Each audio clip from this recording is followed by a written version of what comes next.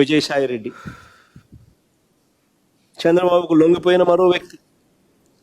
రాజ్యసభ సభ్యుడిగా 3.5 సంవత్సరం తనకు టర్మ్ ఉండగా చంద్రబాబు నాయుడు గారి కూటమికి మేలు చేసేందుకు ఆయన రాజ్యసభ సభ్యత్వానికి ఆయన రాజీనామా చేశాడు.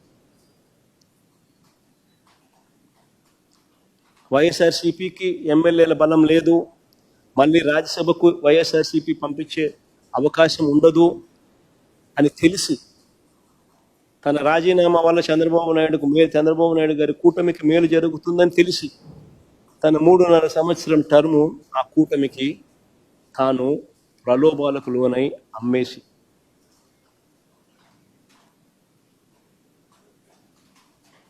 అలాంటి వ్యక్తి ఇచ్చే స్టేట్మెంట్లకు ఏం వాల్యూ ఉంటుంది?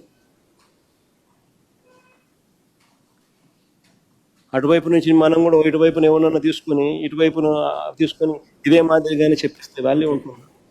సరే, మీ ఇద్దరు విషయం కనుక ఆంధ్రప్రదేశ్ ప్రజలందరూ గమనిస్తున్నారు.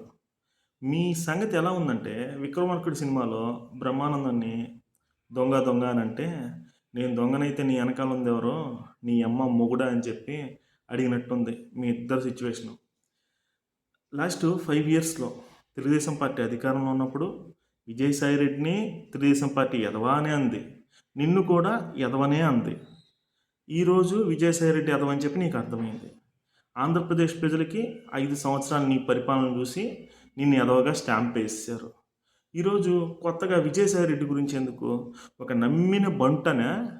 కానీ ఒకటి మట్టుకు వాస్తవం ఏంటంటే, గత 5 సంవత్సరాల్లో విజయసాయి రెడ్డి నీకు దూరంగా ఉంటా వచ్చాడు. చెన్నైలో వెళ్ళి ఎక్కడున్నాడో ఎక్కడ చేశాడో కూడా తెలియదు.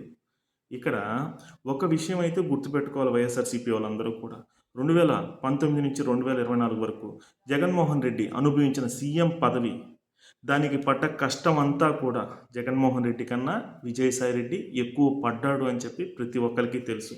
ఈరోజు ఏదైతే అతన్ని కాపాడుకోవడానికి, విజయసాయి రెడ్డి కాపాడుకోవడానికి ఈ లాబింగ్లు చేస్తున్నాడా అంటే అది విజయసాయి రెడ్డికే తెలియాలి.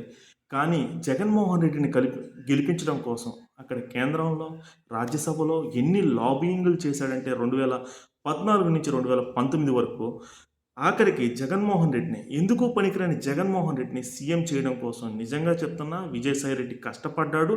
అంత కష్టపడ్డ వ్యక్తి కూడా ఈరోజు నిన్ను వదిలేసి వెళ్ళిపోయాడు అంటే ఒకసారి ఆలోచించుకో. ఆఖరికి జగన్మోహన్ రెడ్డి సొంత చెల్లి, అమ్మ కూడా నిన్ను వదిలేశారు. కాబట్టి ఆంధ్రప్రదేశ్ ప్రజలైతే 11 సీట్లు ఇచ్చి పక్కన పెట్టేశారు.